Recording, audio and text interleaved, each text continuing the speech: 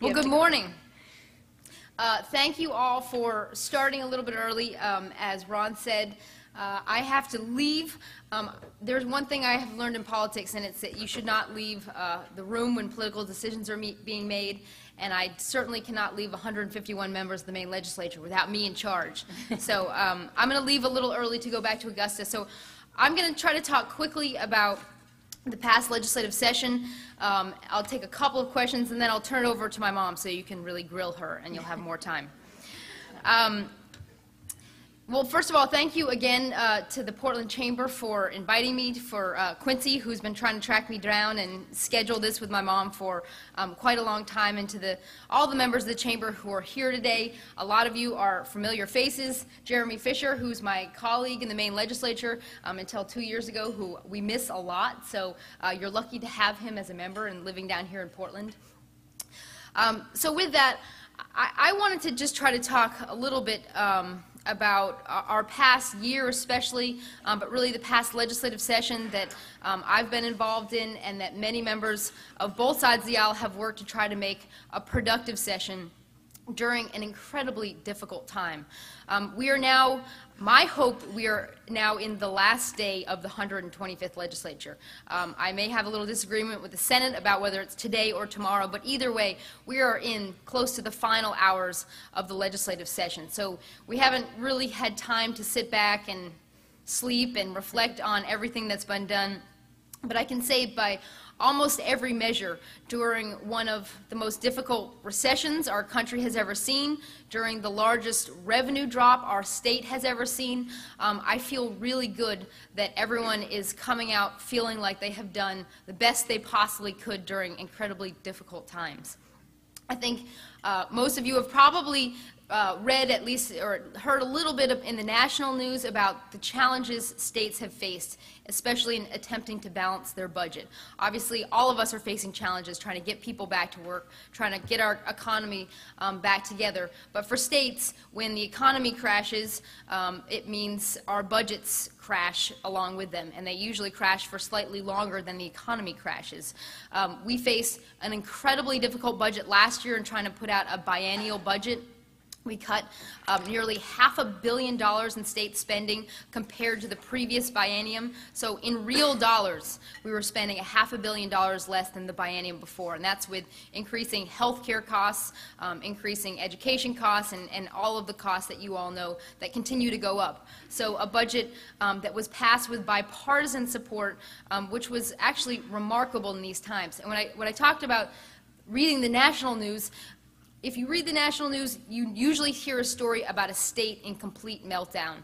Whether it's California or Illinois or Michigan, you have legislators who are there on July 31st as their fiscal year closes. They still haven't passed a budget. The state is being shut down. Republicans and Democrats are refusing to speak to each other. Some sort of chaos. So what I'm incredibly proud of over this in the first biennial budget, and then again just 2 weeks ago when we passed again a supplemental budget that solved another $350 million shortfall in state revenue drop. We passed it in a bipartisan way. We passed it without rancor. We passed it with incredibly difficult decisions being made about what to prioritize, how to make sure we preserve the safety net, how to make sure we don't impact businesses, how to make sure we keep our state moving forward. So with a lot of difficult decisions on the table, to have come to a place where Republicans and Democrats can agree in a unanimous fashion in the Appropriations Committee and in an overwhelming fashion on the floor of the House and Senate is something I feel I can't take certainly full credit for. We have incredibly hardworking members of the Appropriations Committee, people on both sides of the aisle in leadership who were willing to come together. But I think for everybody in this state, but especially for the business community, I think that's something that you should feel good about. It's certainly something I feel good about. I think it makes our state to the rest of the country, to the bond houses that make decisions about whether or not we're a good investment or not. It makes us a stable place where people get things done, they're pragmatic, and they make decisions. So I like to tout that because I think people hear a lot about chaos in politics, and I won't My mom can talk a little bit more about that at the federal level and the kinds of challenges that they face, but something that I feel really good about. A couple of the other things I just want to mention, and I want to sort of end with bonds because it's literally what is on the table right now in Augusta.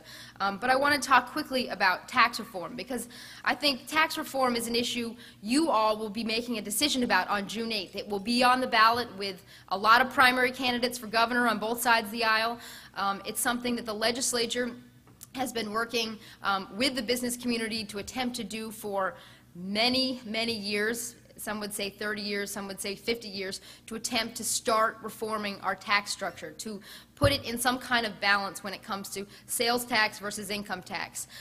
We had worked for every year I've been a legislator, and that's 8 years, and I'm now term limited at the old age of 33. But every year I'd been there, we'd attempt some kind of tax reform package. In the end, it would always fail, and different sides couldn't come together, and we couldn't make an agreement. So last year, after a lot of hard work, and I give a great deal of credit to our Majority Leader, John Piotti, who many of you have probably heard from, we finally passed a tax reform package that lowers the top income tax rate from 8.5% to 6.5% for people earning up to $250,000, lowers the top income tax rate for any portion of income above $250,000 to 6.85%.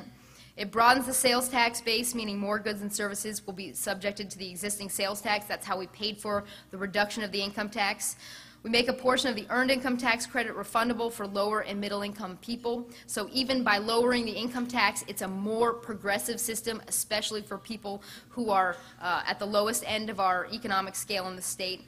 We increase funding for tourism marketing, and in the end, this tax reform package is revenue neutral, meaning it doesn't increase revenue for the state. It just attempts to lower the income tax. We heard from people for a long time that Maine being higher than many other states was a burden to business. It was a burden to small businesses who were paying the income tax as S-corps. It was a burden to people making a decision about whether or not to move their business here. So we attempted to do it. There was no easy way to do it, so obviously the sales tax expansions caused some controversy and heartburn on the part of some business groups, but in the end we feel like this is the right thing to do, it's a fair thing to do, and it will move Maine forward in a productive direction, especially for Maine citizens who will be paying less of the burden. We export approximately $50 million of burden to out-of-state visitors. I live and represent a very tourism-oriented community, and my family actually owns an inn and bed and breakfast where